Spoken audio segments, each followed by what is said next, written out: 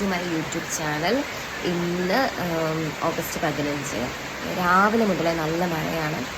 അപ്പോൾ വീട്ടിൽ നിന്ന് എനിക്ക് ലീവാണ്. അപ്പോൾ വീട്ടിൽ തന്നെ എന്തെങ്കിലുമൊക്കെ ചെയ്യാമെന്ന് വിചാരിച്ചിട്ട് അങ്ങനെ എൻ്റെ ഡ്രോയറൊക്കെ നന്നായിട്ട് എടുത്ത് വെച്ചുകൊണ്ടിരിക്കുന്ന സമയത്താണ് ഞാനൊരു സാധനം കണ്ടത്. അപ്പോൾ പെട്ടെന്ന് ഓൾമോസ്റ്റ് കുറേ കാലമായിട്ട് അതെൻ്റെ കയ്യിലുണ്ട്. ഞാനത് സൂക്ഷിച്ച് വെച്ചിരിക്കുകയായിരുന്നു. അപ്പോൾ ഞാൻ വിചാരിച്ചു നിങ്ങളെയും കൂടി അത് കാണിച്ചു തരാം. കുറേ കാലമായി ഞാൻ അത് സൂക്ഷിച്ച് വെക്കാൻ തുടങ്ങിയിട്ട് കേട്ടോ. അപ്പോൾ 70 വർഷങ്ങൾക്ക് മുമ്പുള്ള ഓരോ സാധനത്തിൻ്റെ വില അച്ഛൻ ഇതിനുള്ളിൽ വളരെ വ്യക്തമായിട്ട് എഴുതി വെച്ചിട്ടുണ്ട്. അച്ഛൻ ഭയങ്കര ആളാണേ. അപ്പോൾ ഞാൻ വിചാരിച്ചു അത് നിങ്ങൾക്ക് കാണിച്ചു തരാം. എന്തെങ്കിലും ഒക്കെ പഴയ കാര്യങ്ങൾ അന്ന് അങ്ങനെ ആയിരുന്നു എന്ന് നിങ്ങൾക്ക് കുറച്ച് ആൾക്കെങ്കിലും മനസ്സിലാവുമല്ലോ വിചാരിച്ചു. കാണുന്നുണ്ടോ നിങ്ങൾ? കണ്ടോ? അരി എത്ര രൂപയാണ്? 5 രൂപ കേട്ടോ, അല്ല 2 രൂപ. 1963. അപ്പോൾ ഞാൻ വായിച്ചു തരാം. 1963 ഇതൊക്കെ സംഭവിക്കുന്നത്. 2 രൂപ അരിക്ക്, 1 കിലോ അരിക്കായിരിക്കും. പിന്നെ അരിയാണ് ഇങ്ങനെ വാങ്ങിക്കൊണ്ടിരിക്കുന്നത്. കുറേ ആൾക്കാർ ഇവിടെ ഉണ്ടായിരുന്നു എന്ന് തോന്നുന്നു കേട്ടോ. 16 വാങ്ങിച്ചു, 18 വാങ്ങിച്ചു, 21 വാങ്ങിച്ചു. അരി 2 രൂപ 19 പൈസ. അരിക്ക് വലിയ മാറ്റമൊന്നും വന്നില്ല. ഒരു മാസം കൊണ്ടൊന്ന് മാറ്റം വരാനല്ലേ. അയ്യോ,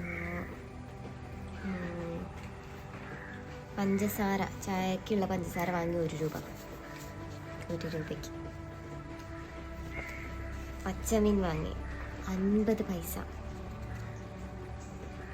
പിന്നെ വാഴക്കുല വാങ്ങി 1 രൂപ 25 പൈസ. കാണുന്നില്ല, ഇതെല്ലാം അത് വാങ്ങിച്ച കഥകളാണ്. അത് വാങ്ങിച്ചു, ഇത് വാങ്ങിച്ചു, അത് വാങ്ങിച്ചു, ഇത് വാങ്ങിച്ചു. ഈ ബുക്ക് ഫുൾ അങ്ങനത്തെ. ഞാനതല്ല ആലോചിക്കുന്നത്, അച്ഛൻ എത്രത്തോളം, അതായത് നമ്മളെ വരവ് ചെലവ് കണക്കുകൾ നമുക്ക് സത്യം പറഞ്ഞാൽ അറിഞ്ഞിരിക്കേണ്ടതല്ലേ. ഇപ്പോൾ എനിക്ക് കുറച്ച് പൈസ കിട്ടുന്നുണ്ടെങ്കിൽ ഞാൻ അതിനെക്കാട്ടപ്പുറം ചിലവാക്കുന്നുണ്ട്. അതുകൊണ്ട് കയ്യിൽ 5 പൈസ അങ്ങനെയല്ല. നമ്മൾക്ക് നമ്മൾ വരവിനെക്കാട്ടും അനുസരിച്ച് ചിലവ് ഉണ്ടാക്കുന്നതിനെക്കാട്ടും നല്ലത് നമ്മളെ പൈസയ്ക്കനുസരിച്ചിട്ടുള്ള ക്യാഷ് നമ്മൾ ഏൺ ചെയ്യുന്നതല്ലേ. അതാണ് ഞാൻ ഉദ്ദേശിച്ചത്. മനസ്സിലായോ ഗൈസ്? അപ്പോൾ അങ്ങനെ കുപ്പായ വാങ്ങിച്ചു, ട്രൗസർ വാങ്ങിച്ചു. ആർക്കാണ് വാങ്ങിച്ചതെന്ന് എനിക്കറിയില്ല. എൻ്റെ അച്ഛനായിരിക്കും ചിലപ്പോൾ. 5 രൂപ. ഇപ്പം തന്നെ ഞാൻ അച്ഛനോട് ചോദിക്കും. എന്തൊക്കെയോ ഉണ്ട്. തലക്കൂട വാങ്ങിച്ചു, 50 പൈസയ്ക്ക് തലക്കൂട വാങ്ങിച്ചു. പിന്നെ അങ്ങനെ മീൻ വാങ്ങിച്ചു. പിന്നെ റേഷൻ വാങ്ങിച്ചു, ആർക്കൊക്കെ കൊടുത്തു എന്നൊക്കെ പറഞ്ഞിട്ട്. റേഷൻ തന്നെയാണ് എഴുതിയത്. റേഷൻ എന്നുള്ള റോഷൻ എഴുതിയാൽ കുഴപ്പമില്ല. കയർ വാങ്ങിച്ചു. പിന്നെ ഇത് ഞാൻ പറഞ്ഞില്ലേ, 1960, ഇത് ഫസ്റ്റ് തുടങ്ങുന്ന 62-ലാണ്. 62, 63, 64, 65, 69 വരെ ഈ ഒരു ബുക്കിലാണുള്ളത്. 69-ലൊക്കെ എത്തിയപ്പോൾ കുറച്ച് രൂപ കൂടി കേട്ടോ. പൈസയ്ക്ക് മരുന്ന്, അരിക്ക് ചിലപ്പോൾ കുറച്ചായിരിക്കും വാങ്ങി. 1 രൂപ 88 പൈസ. അമ്മോ, വെളിച്ചെണ്ണയ്ക്ക് 4 രൂപ. 400 രൂപ കൊടുക്കണ്ടേ ഇപ്പം. സ്വർണം വാങ്ങി 132 രൂപയ്ക്ക്.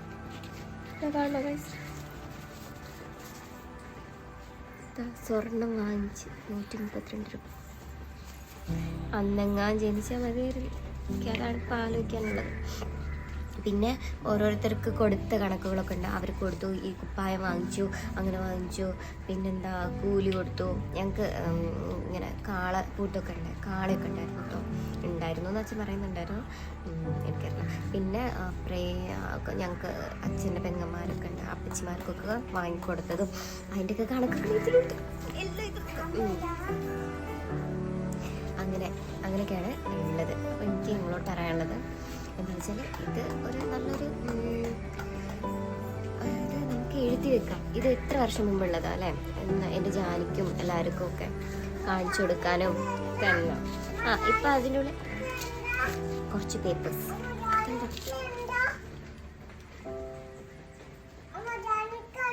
ജാനിക്കൊന്നുമില്ലേ? കാണിച്ചു കൊടുക്കാം. ഇതെന്തോ പൈസ പണയം വെച്ചതിൻ്റെ 95.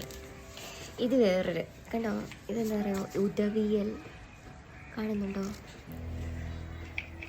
കാണുന്നുണ്ടോ പ്ലീസ് നിങ്ങൾ? ഇവിടുത്തെ 23/4/1965 വെള്ളിയാഴ്ച ചുമ്മാക്ക് ശേഷം എന്തോ കുറുക്കല്യാണമാണ്. കുറുക്കല്യാണത്തിന് വിളിക്കണം. പുള്ളൂണിച്ചാലിൽ അമ്മദ് കുട്ടി അവരുടെ കുറുക്കല്യാണത്തിന് അച്ഛനെ വിളിച്ചതാണ്. അംബിക പ്രസ് കുന്നമംഗലം എപ്പോഴുണ്ടോ അംബിക പ്രസ്? അങ്ങനെ കുറേ ഉണ്ട്. എന്തൊക്കെയോ